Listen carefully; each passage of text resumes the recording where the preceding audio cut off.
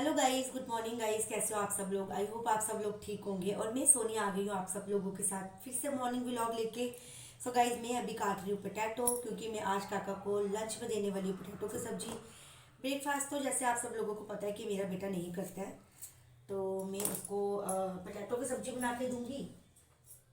क्योंकि क्या हुआ गाइस, शाम को सब्जी वाला आया था नीचे और मैं सब्जी लेने के लिए गई, तो उसके बाद से मैंने सब्जी लाई है गाजर की, और मैंने लाई करेले लाए मैंने। तो मुझे सुबह मॉर्निंग का याद ही भूल गया, करेले मेरे को नाइट में ही बनाने थे, मैंने बना लिए। तो फिर मैंने सोचा बैठ के कि मैंने सुबह के लिए तो कुछ सब्जी लाई ही नहीं। फिर ऑप्शन तो होता ही है सबके घर पे आलू का। तो फिर मैंने कहा चलो आज पोटैटो की सब्जी दे देती हूँ, वैसे भी बच्चे खुश होके खाते हैं। तो कल की जो सब्जी मैंने इसको गोभी बना के दी थी गाइस, तो इसने तो वो खाई ही नहीं। तो इसका पूरा लंच वापस आया था, पूरा नहीं आया था बट इसने सूखा फुल्का खाया हुआ था विदाउट सब्जी। तो बीमार है उसी वजह से आ गया था, वरना सब्जी मेरा बेटा मैक्सिमम खा ही लेता है। मिर्ची वगैरह नहीं होनी चाहिए, तो बच्चे सब्जी खा लेते हैं, तो मैं इसके लिए कम मिर्ची वाली डालती हूँ, थोड़ी सी सब्जी डालती हूँ। तो कल मैंने ज़्यादा डाल दी थी, एक चपाती डाली थी, तो मैंने वेजिटेबल ज़्यादा डाल दिए थे, इसलिए उसने छोड़ दिया। आधा फुल्का भी छोड़ दिया और सब्जी भी छोड़ दी।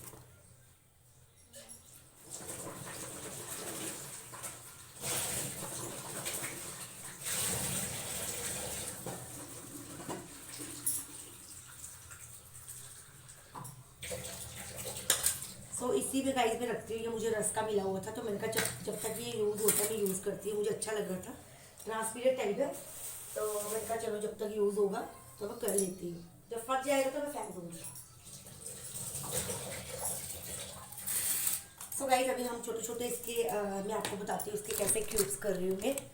देखो, इसको मैं ऐसे पतला पतला काट के, ताकि बच्चे ना आराम से खा सके, क्योंकि बड़ी बड़ी सब्जी ना मैं बिल्कुल भी नहीं काट रही हूँ अपने बेटे के लिए, वो नहीं खाता। इसको मैंने बिल्कुल फिंगर चिप्स की तरह बनाना, देख लो ना आप गाइस कितनी पतली पतली टाइप की काट रही हूँ मैं, इस टाइप की। तो बच्चों को क्या होता है कि बच्चे ऐसे सॉफ्ट हो जाते हैं जल्दी पोटैटो, तो बच्चे खुश होकर खा लेते हैं।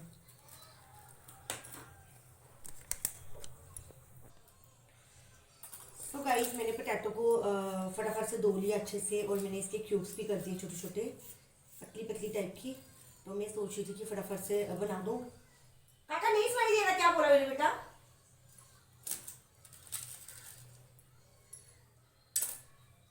सो गाइस, मैं बताती हूँ आपको कि मैं इसमें क्या डाल रही हूँ क्या नहीं डाल रही हूँ। ज़्यादा मैं स्पाइसी नहीं बनाती हूँ बच्चों के लिए, क्योंकि बच्चे जो होते हैं ना वो स्पाइसी नहीं खाते हैं, तो उनके लिए उस तरीके का लंच तैयार कर।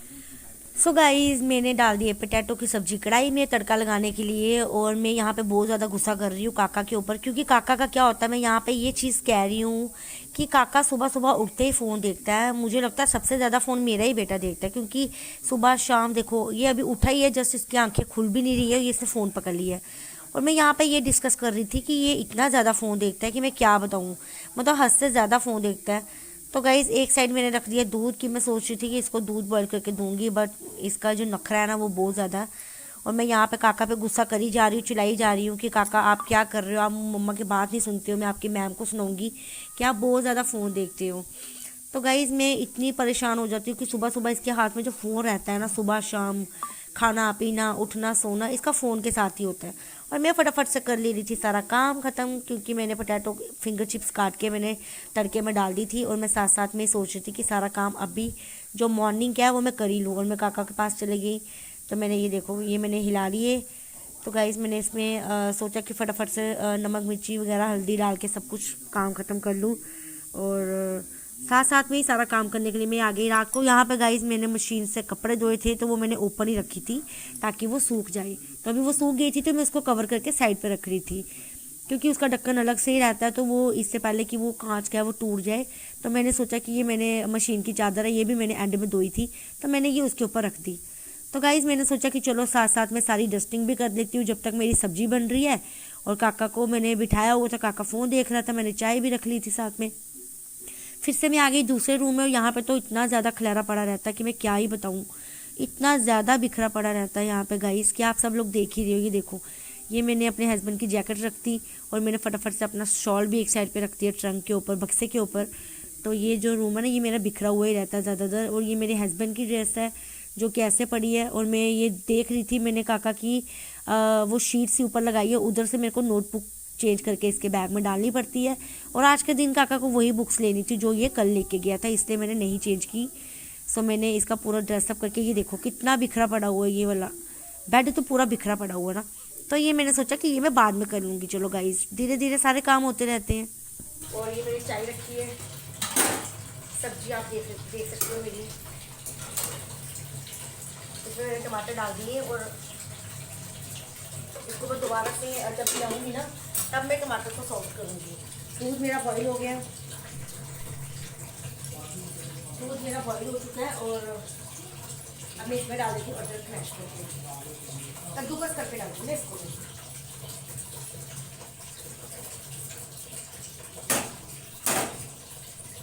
क्योंकि काका को कुछ खिला के दे दूँगी स्कूल में ना, थोड़ा सा कुछ देर मुझे चाय के साथ दिया।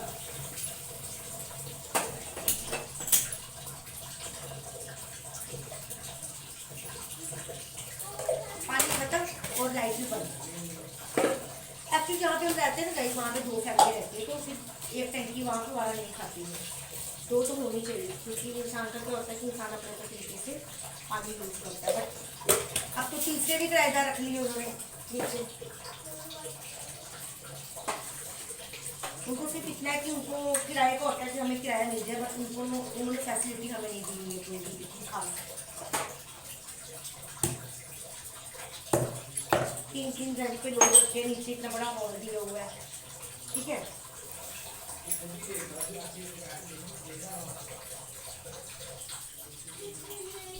सो गाइज़, मैं बाहर का भी पूरा सेटअप देख रही थी, फिर मैं चले गई दूध लेने के लिए क्योंकि चाय में उबाल आ गया था। सो गाइज़, दूध मैंने अभी जो सुबह उबाला वो मेरा 1.5 किलो दूध पड़ा था, जो कि मुझे भैया देख के चले गए, क्योंकि मैंने 1 kg दूध लगाया हुआ, वो भी काका नहीं पीता है। ये देखो, ये मेरा कल का दूध पड़ा हुआ, इतना सारा गिलास में अलग से निकाल के रखा था मैंने चाय के लिए, और मैंने चाय बनाई ही नहीं। ये देखो इतना सारा दूध पड़ा हुआ गाइस। और भैया बोलते हैं कि दूध का नागा मत लगाया करो। देखो मैं अपने फ्रिज में दूध रखूँगी तो क्या फ़ायदा। तो ये मेरा देखो पूरा क्लीन अप हो गया, बर्तन मैंने धो लिए गाइस, और मेरा बाथरूम का नलका मैंने खोल के रखा ताकि थोड़ा सा पानी उसमें भी आ जाए, क्योंकि पानी ख़त्म हो गया था टैंकी में। और साथ साथ में मैंने हरी धनिया की पत्ती काट ली थी, ये मैंने टमाटर काटे हुए थे, और टमाटर को मैंने हल्की से करछी से मैश कर लिया। सो मैंने सोचा फटाफट से इसको सॉफ्ट हो जाएंगे, और पोटैटो को थोड़ा सा गैस तेज़ करके मैं इसको क्रंची टाइप का बना लूँगी, ताकि काका जो बच्चे जो होते हैं ना गाइस, वो क्रिस्पी टाइप की चीज़ें खाना पसंद करते हैं। सो मैं देखो काका के पास आ गई, काका लेट के सॉक्स डाल रहा है, और मैंने इसका निकाला बिस्किट। मैंने कहा चलो 2 बिस्किट इसको खिला के बेचती हूँ, ये तो नखरे मार रहा था, तो मैंने फिर भी 2-3 बिस्कुट इसको निकाल के दे दिए चाय के साथ। और ये देखो मेरी सब्जी, और मैंने बीच में हरी पत्ती की धनिया डाल दी गाइस, और कितनी टेस्टी लग रही है। और ये शक्ल से इतनी अच्छी लग रही है कि खाने में इतनी यम्मी बनी हुई थी ना कि मैं क्या ही बताऊँ, बहुत टेस्ट बनी थी गाइस।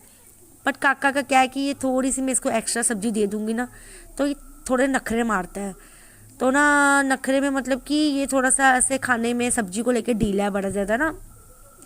तो मैंने सोचा कि चलो कोई नहीं यार, दे देती हूँ उसको 2 चम्मच एक्स्ट्रा। और काका की ये मतलब कि नखरे बड़े हैं इसके। अभी बहुत ज़्यादा टाइम हो गया क्योंकि मैं भी आज लेट हो गई, सुबह ही सब्जी काटी मैंने, और सुबह ही मैंने आटा गूंदा, क्योंकि रात को मैंने नहीं किया। बर्तन भी आपके सामने मैंने सुबह ही धोए, क्योंकि बाजू को दर्द थी, उस वजह से ना मैं काम नहीं करती हूँ आजकल, रात को ना होता नहीं मेरे से। तो मैं अभी चपाती बना लेती हूँ फटाफट, मैंने बोला काका के लिए, काका हो गया रेडी, तो मैं इसका लंच बॉक्स तैयार कर लेती हूँ फटाफट से। तो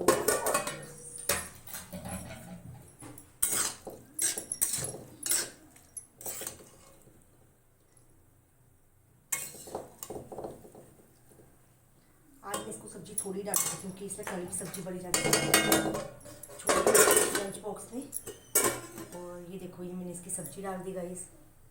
आज भी मुझे ज़्यादा ही लग रही है, ऐसे चलो 2 ही चम्मच डाले मैंने, फिलहाल काफ़ी है, इतनी तो होनी चाहिए।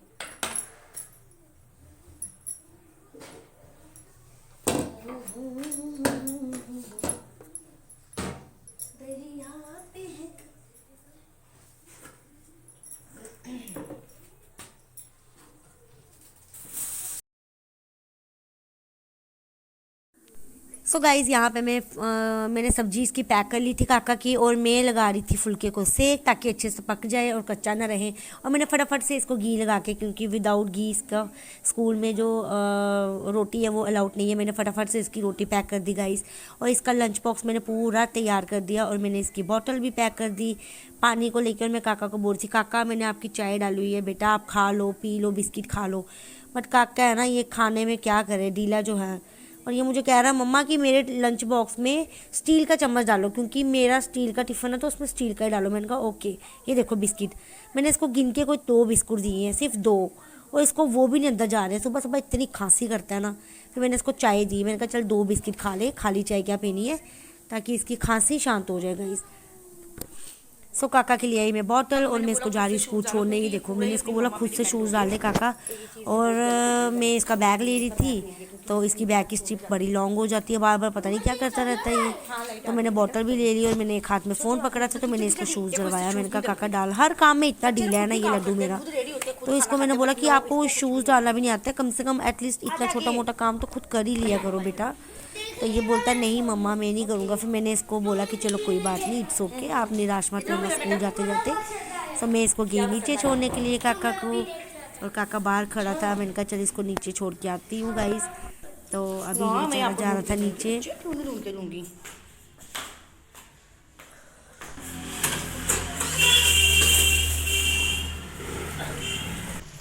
में जाना और खाना खा के आना, ठीक है? बाय कर दो मम्मा को।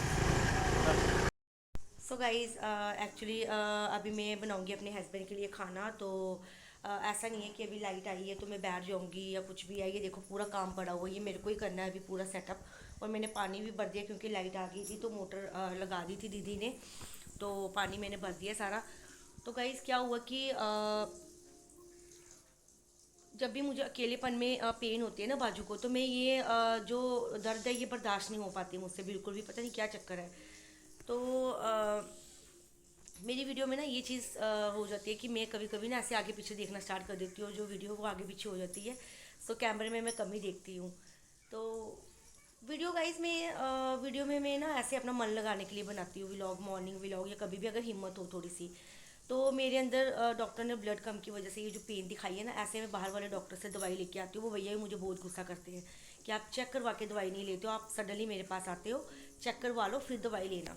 तो मैं उनको बोलती हूँ भैया कोई बात नहीं, उनको पता है कि मैं ऐसे मतलब कि उनको बोलते रहती हूँ, बट मैं नहीं जाती हूँ डॉक्टर के लिए स्पेशली चेक करवाने के लिए।